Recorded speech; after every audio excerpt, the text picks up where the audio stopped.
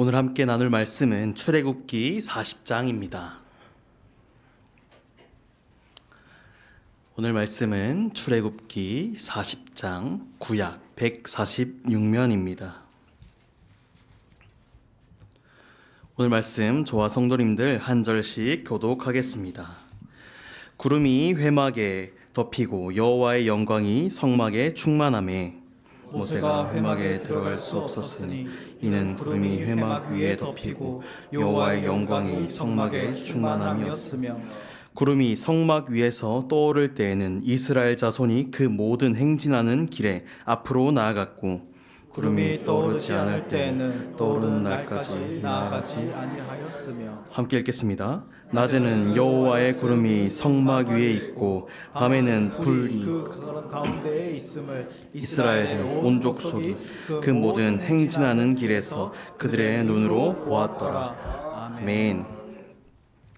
성도 여러분, 혹시 요즘 운전하실 때 종이 지도를 펼쳐놓고 길을 찾으시는 분이 혹시 여기 계십니까? 아마 아무도 없으실 겁니다. 차에 타면 우린 너무나도 당연하게 내비게이션을 봅니다. 그리고 낯선 초행길에 들어서면 우리는 아마 대부분 내비게이션의 안내만 믿고 그 안내를 따라가고 있는 우리 모습을 보게 됩니다. 저도 올해 이 침산동으로 이사를 왔는데 이 동네가 익숙하지 않다 보니까 원래 집에서 올 때면 항상 내비게이션만 보고 움직였습니다. 그런데 한 번은 운전을 하는데 전화가 와서 딱 그 화면이 가려지면서 제가 길을 잘못 들어서는 바람에 한참을 돌았던 경험이 있었습니다. 여러분들은 이런 경험 없으십니까? 그런데 만약 운전하는 사람 옆에 이 동네를 너무 잘 아는, 이 동네에 너무 오래 살았던 현지인이 타 있다면 어떨까요? 내비게이션이 교통체증이 있으니 우회전해서 돌아가세요 라고 안내했을 때 그 현지인은 이렇게 말할 겁니다. 이거 듣지 마. 여기 말고 이 골목으로 가면 이 내비게이션이 말하는 것보다 훨씬 빨라 라고 말할 것입니다. 내가 경험했던 대로, 내가 아는 대로 이 길을 안내할 것입니다. 물론 그 길이 빠를 수도 있습니다. 그런데 만약에 그 길에 사고가 나 있었다면 어떻게 될까요? 아마 이럴 줄은 몰랐는데 라고 그냥 넘길 것입니다. 물론 그렇다고 해서 이 내비게이션을 무조건 믿는 것은 아닙니다. 지난 설에 내비게이션을 틀어서 목적지를 선택했는데 논두렁으로 이렇게 안내하는 경우가 있었던 것처럼 가끔은 이 기계인 내비게이션도 막다른 길로 안내하거나 이상한 길을 알려줄 때도 있습니다. 하지만 성도 여러분, 오늘 우리가 주목해야 할 사실은 하나님은 단 한 번의 오차도 없이 우리의 인생의 모든 변수를 다 아시고 우리 각자에게 가장 완벽한 길로 안내하시는 살아있는 내비게이션이라는 사실입니다. 성도 여러분, 여러분들은 어떠십니까? 하나님께서 여러분들에게 길을 안내해 주실 때 하나님, 이 문제는 제가 잘 알아요. 제가 이제까지 살아봤는데 이 문제는 이렇게 풀리지 않아요. 제 경험상 이게 최선입니다 라고 생각하고 행동하신 적은 없으십니까? 하나님의 인도하심을 따르기보다 내 경험과 내 지식을 따라 살아가고 있지는 않으십니까? 오늘 말씀에 등장하는 이스라엘 백성들도 마찬가지였습니다. 그들도 애굽에서 400년을 살았던 현지인이었을진 몰라도 약속의 땅으로 가는 그 광야 앞에서는 모두가 초행길을 걷는 초행자였습니다. 그 초행길을 걷던 이스라엘 백성들을 위해서 하나님께서는 친히 내비게이션이 되어주셨습니다. 그들의 여정 속에서 한치의 한 번의 오차도 없이 구름 기둥과 불 기둥으로 그들을 인도해 주셨습니다. 오늘 말씀을 통해서 내 인생의 운전대 앞에서 현지인처럼 내 생각대로 움직이는 것이 아니라 초행길을 가는 사람처럼 그들이 내비게이션만 보고 나아가듯이 우리의 인생길을 걸어갈 때 하나님의 인도하심만을 신뢰하고 따라가는 우리 모든 성도님들이 다 되시길 소망합니다. 오늘 말씀 34절 함께 보겠습니다. 구름이 회막에 덮이고 여호와의 영광이 성막에 충만하매. 먼저 구름이 이 회막을 덮었다고 말하고 있습니다. 이 구름은 하늘에 보이는 평범한 구름이 아니었습니다. 출애굽하는 여정 가운데, 모든 순간 가운데 늘 함께 하셨던 하나님의 표시였습니다. 그런데 그냥 이 구름을 볼 때 우리는 하나님께서 이스라엘 백성들과 함께 하셨구나 라고 생각하는 것을 넘어서, 그런데 왜 하나님께서는 죄도 많이 짓고 우상도 만들고 힘도 없는 저 이스라엘 백성들을 왜 함께 하기를 원하셨을까라는 질문을 던져보고자 합니다. 출애굽의 진짜 목적은 단순히 이스라엘 백성들을 노예 생활에서 해방시키는 탈출만이 목적이 아니었습니다. 출애굽의 참된 목적은 가나안이라는 땅에 들어가는 것을 넘어서 하나님께서 이스라엘 백성들과 함께 하시는 것에 있었습니다. 즉 하나님께서는 그 깨어진 관계들을 회복하고 그의 백성들과 함께 하시기 위해 그들을 출애굽하신 것입니다. 그 증거가 바로 출애굽기 29장 45절과 46절에 나타나는데요. 함께 읽어보겠습니다. 내가 이스라엘 자손 중에 거하며 그들의 하나님이 되리니 그들은 내가 그들의 하나님 여호와로서 그들 중에 거하려고 그들을 애굽 땅에서 인도해낸 줄을 알리라. 나는 그들의 하나님 여호와니라. 아멘. 하나님은 처음부터 분명히 말씀하셨습니다. 출애굽의 목적은 하나님께서 함께 하시는 것이라고 말입니다. 그래서 하나님께서는 지금까지 낮에는 구름 기둥으로 밤에는 불 기둥으로 한순간도 그들을 떠나시지 않으시고 함께 하셨던 것입니다. 이제 그 하나님께서 이스라엘 백성들의 삶 한가운데 그들이 정성껏 지었던 성막 위에 머무르기 시작한 것입니다. 즉 하나님께서 내가 이제 너희와 항상 함께 하겠다는 약속을 모든 백성이 볼 수 있도록 분명하게 보여주신 것입니다. 34절 말씀을 한 번 더 보겠습니다. 구름이 회막에 덮이고 여호와의 영광이 성막에 충만하매 라고 말씀합니다. 이번에 우리가 주목해 볼 단어는 충만이라는 단어입니다. 하나님의 영광은 그저 성막 위에 살짝 머물거나 흐릿하게 희미하게 비친 것이 아니었습니다. 성경은 충만하였다고 말씀하고 있습니다. 이 말은 마치 물이 컵에 넘치기 직전까지 있는 상태를 말합니다. 하나님의 그 거룩한 임재가, 하나님의 그 영광이 그 성막을 가득 채운 것입니다. 성도 여러분, 하나님께서는 바로 이렇게 우리와 함께하기를 원하십니다. 여러분의 마음속에는 무엇이 채워져 있으십니까? 근심과 염려로 가득 차 있지는 않으십니까? 하나님께서는 우리의 마음이 세상의 염려와 근심, 자녀들을 향한 걱정, 건강에 대한 염려로 채워져 있는 것이 아니라 하나님의 은혜와 평강이 우리 안에 가득히 넘쳐서 다른 것이 비집고 들어올 수 없도록 충만하게 채워 가시길 원하십니다. 우리가 예배의 자리로, 기도의 자리로 나아갈 때 하나님께서는 바로 이 충만한 은혜를 경험하게 하실 줄 믿습니다. 35절 함께 읽어보겠습니다. 모세가 회막에 들어갈 수 없었으니. 네. 여러분, 이 충만한 영광 앞에서 모세가 회막에 들어갈 수 없었으니라고 고백합니다. 이스라엘 백성 중에서 모세보다 더 하나님과 가까운 관계가 있는 사람이 있었을까요? 위대한 지도자였던 모세조차도 하나님의 넘치는 영광 앞에서는 감히 그곳에 들어갈 수 없었던 것입니다. 이 장면은 우리에게 너무나도 중요한 사실을 알려줍니다. 그것은 바로 우리 인간의 한계입니다. 아무리 위대한 사람일지라도 거룩하시고 완전하신 하나님 앞에서는 스스로 설 수도 없는, 나아갈 수도 없는 연약한 존재라는 사실입니다. 이것은 이스라엘 백성들에게 하나님이 얼마나 두렵고 떨리는 분인지를 몸소 깨닫게 하는 순간이었을 것입니다. 이 경험을 통해서 그들은 하나님을 더욱더 경외하게 되었을 것입니다. 하지만 성도 여러분, 우리는 어떻습니까? 오늘 우리는 예수님의 그 십자가 보혈로 날마다 담대하게 은혜의 보좌로 나아갈 수 있는 특권을 얻었습니다. 모세가 멈춘 그 자리에서 우리는 그리스도 안에서 가까이 나아갈 은혜를 누립니다. 이거 놀랍고 큰 은혜인지 모릅니다. 이거 모세보다 잘났기 때문이 아닙니다. 이것은 전적인 은혜입니다.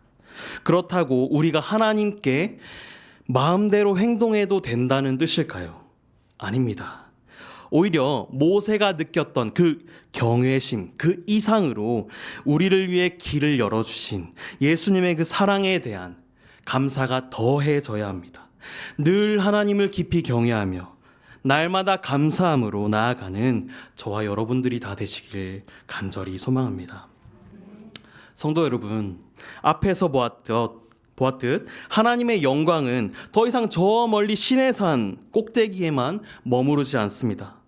이스라엘의 진영 한가운데 그들 삶의 중심으로 찾아오셨습니다.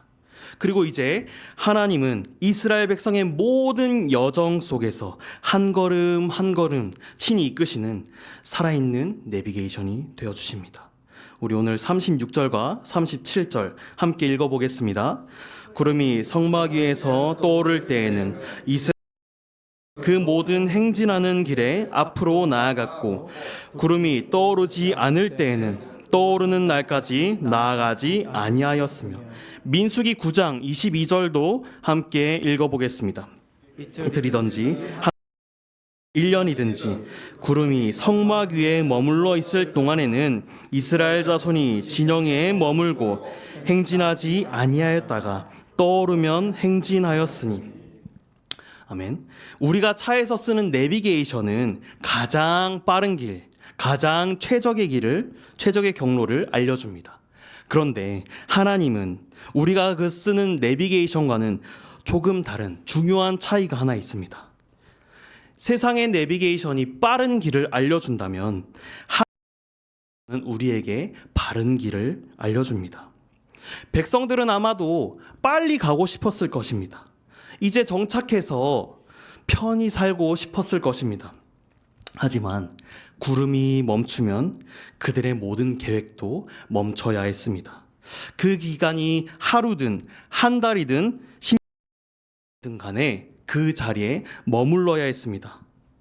어쩔 땐 하룻밤만 자고 일어나서 짐을 싸야 될 때도 있었고, 이제 좀 살만하다 싶을 때 갑자기 떠나야 할 때도 있었을 것입니다. 이 반복되는 멈춤과 행진을 통해서 하나님께서는 그들에게 한 가지를 가르쳐 주셨습니다. 바로 내 삶의 주도권을 하나님께 온전히 내려놓는 것입니다. 내 속도와 내 계획과 내 생각대로 내 삶을 살아가는 것이 아니라 오직 하나님의 인도하심만을 따라가는 훈련이었습니다. 이것이 바로 하나님의 내비게이션을 따라가는 삶입니다.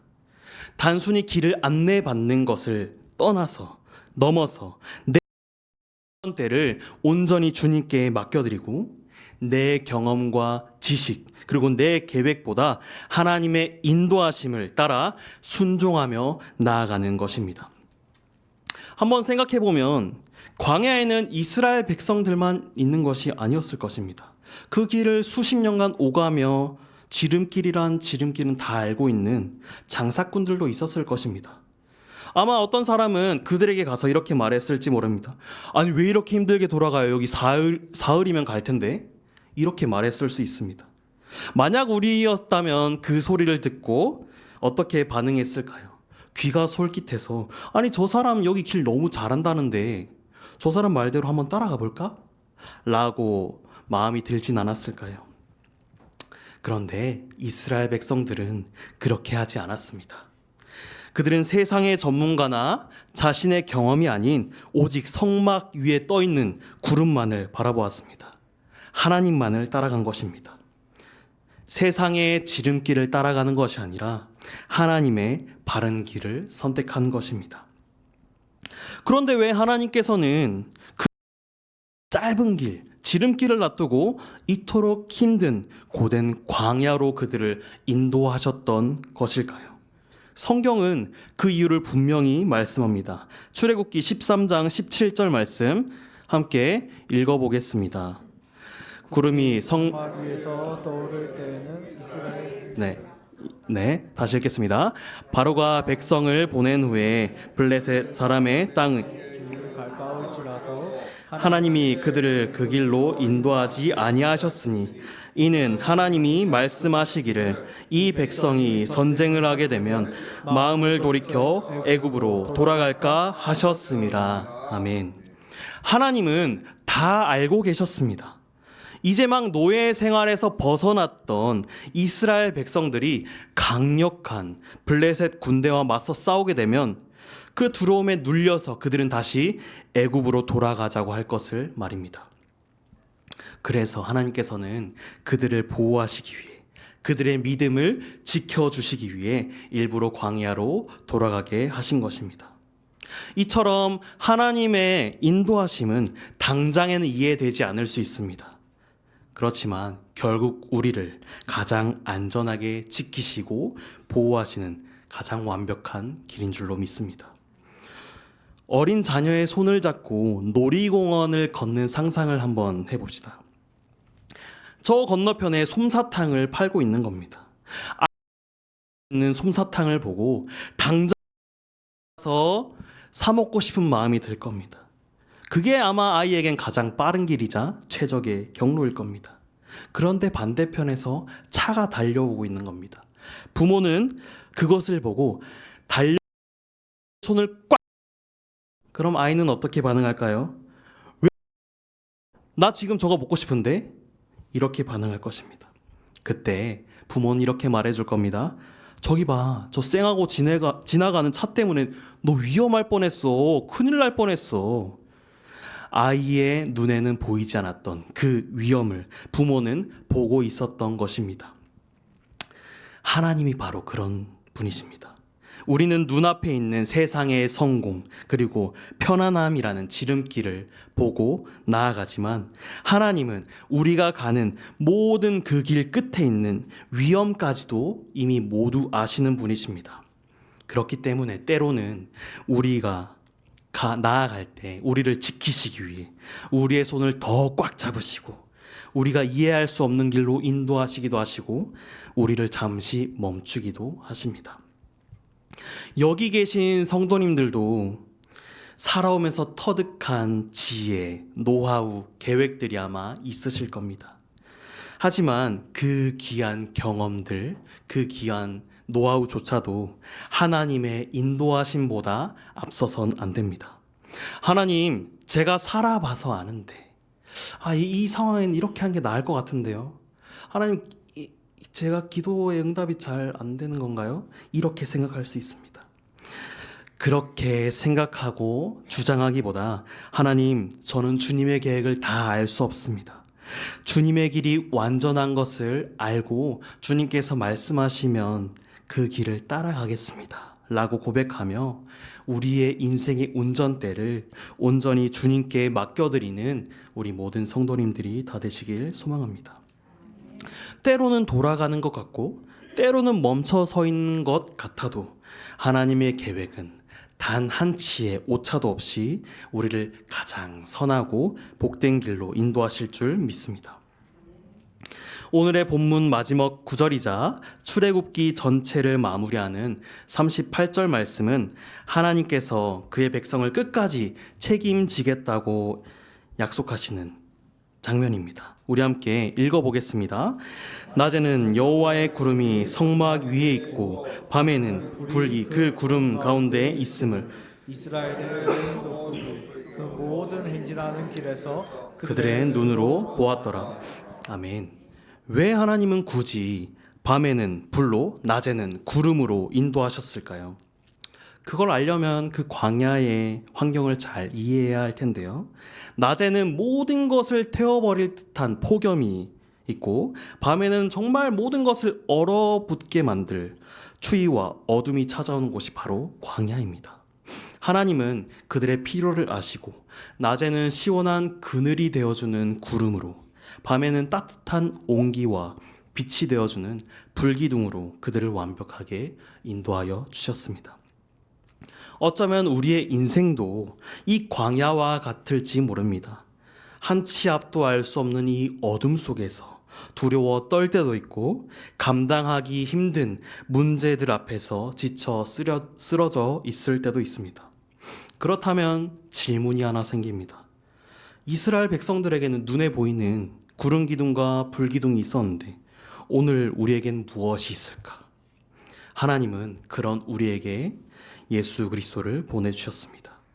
나는 세상의 빛이라 고 말씀하신 예수님께서 우리의 인생의 어둠 가운데 참 빛으로 밝혀주시며, 수고하고 무거운 짐진 자들아 다 내게로 오라 고 말씀하신 예수님께서 우리의 인생의 모든 수고를 품어주시며 참된 안식처가 되어주십니다. 사랑하는 성도 여러분, 이 출애굽의 긴 여정 속에 이 목적이 가나안 땅에 들어가는 것을 넘어서 하나님께서 함께 하시는 그 동행하심이라고 제가 처음에 말씀드렸습니다. 하나님의 말씀에 순종하며 걸어가는 것, 이것은 바로 신앙의 본질입니다. 이 순종의 가장 위대한 모범을 보여주신 분도 바로 예수님이신데요. 겟세마네 동산에서 예수님께서는 십자가를 앞에 두고 이렇게 기도하셨습니다. 마태복음 26장 39절 함께 읽어보겠습니다. 조금 나아가사 얼굴을 땅에 대시고 엎드려 기도하여 이르시되 내 아버지여, 만일 할만하시거든 이 잔을 내게서 지나가게 하옵소서.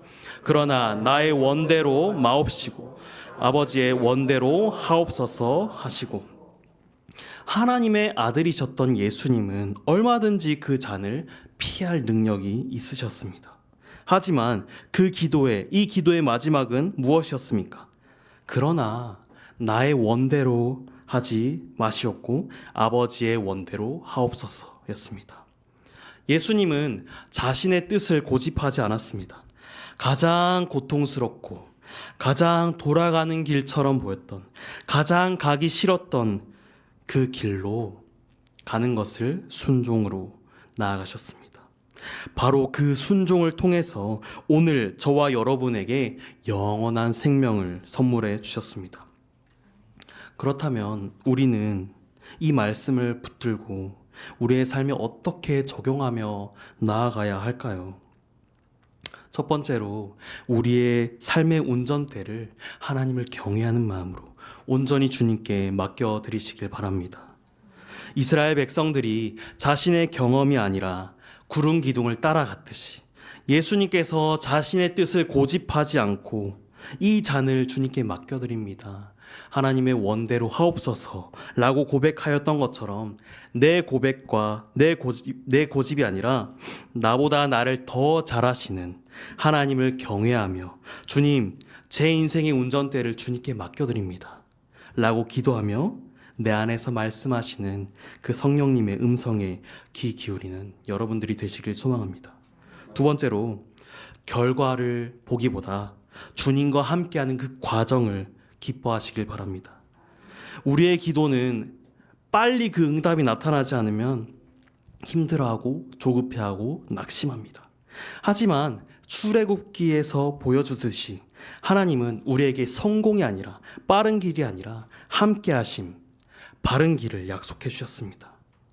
기도 응답이 더딜지라도 그래도 주님께서 나와 함께하시지 라고 하며 동행하는 그 순간순간들을 기뻐하며 감사하는 믿음의 고백을 드려보는 것은 어떨까요?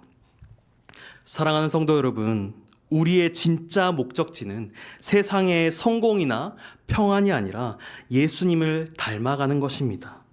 이미 우리와 함께 걸으며 순종의 길을 먼저 걸어가신 주님을 따라 걸어갑시다. 그 길이 때로는 더디고 때로는 이해할 수 없어도 주님과 함께 걷는 그 길이 가장 안전하고 가장 완전하며 가장 복된 길임을 믿으시길 바랍니다. 날마다 우리와 동행하시는 주님의 은혜를 삶으로 경험하며 우리의 유일한 인도자 되시는 주님과 함께 기쁨으로 살아가는 저와 우리 모든 성도님들 다 되시길 소망합니다. 오늘 말씀을 기억하